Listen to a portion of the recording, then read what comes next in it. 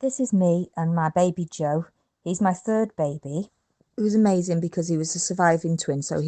I was having twins and then I lost one at about 14 weeks. And then Joseph was born about 34 weeks. He was premature, so he was about 6 weeks early. On the morning that I had him, I'd woken up and gone and had a wash. And when I went to dry myself, I realised I was bleeding red blood. So I went into the hospital. And Joe's heart rate wasn't great. I was being monitored, and so his heart rate really went down. So they ran for the doctor. It was an emergency. The doctor came, and then they moved my position, and then they managed to get his heart rate back up again. So they prepped me for a section, but they said, we're going to give you, because I really wanted to be able to have him vaginally, because I'd had my first bisection and it's very, very difficult. It's hard to look after your other children. It's really, really hard after you've had a section to be able to move about and do things. So they said they were going to give me a chance, which they did, and they broke my water. Yes, they did. They broke my waters, and then they took me to the labour ward. What broke my waters, and I just sat there quietly. I'm so thankful for this, that they let me do this. I just was able to sit quietly in a dark room on the edge of a bed, and I just got into a zone. And the labour progressed. I don't even know how long it was. I was really in a different place. I didn't want anybody to talk to me or anything like that, because it was just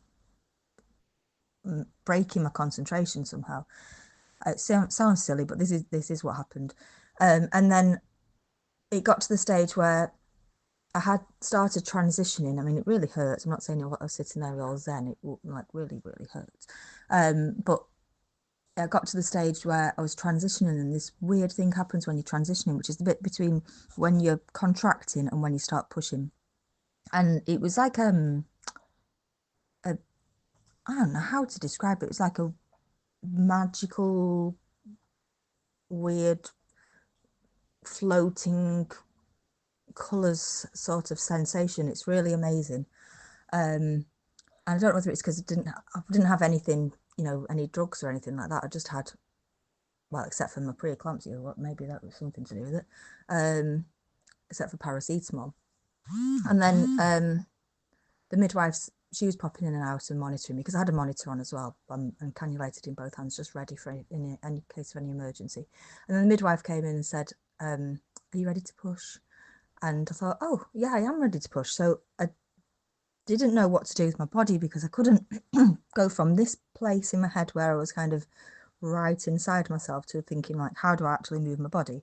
So she said, put your right leg on the knee on the leg on the bed, put your left knee on the bed.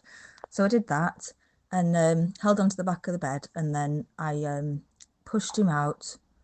I had a few pushes, and then he came out, and then all of that sort of zen quietness, I just sort of went really loud. I swore.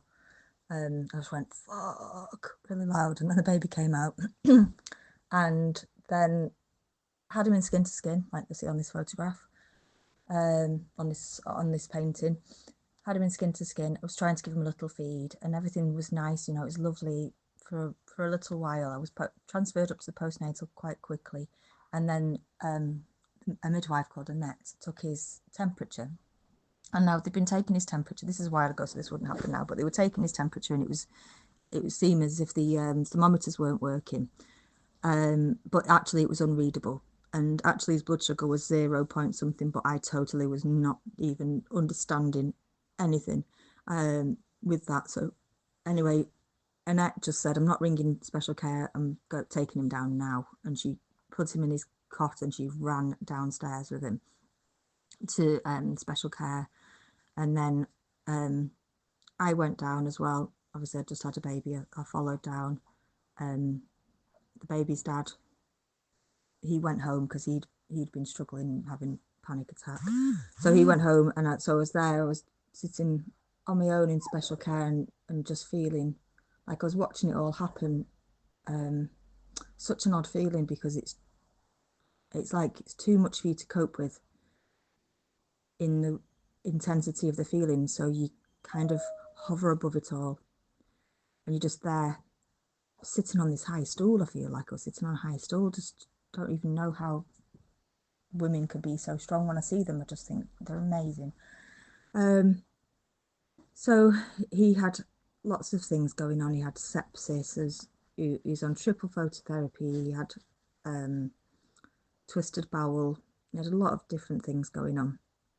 And then had to obviously leave him at some point because I had to go and get my medication and go and lie down, and because I'd had a baby, and I'd been there for hours sitting on this stool, and that was awful.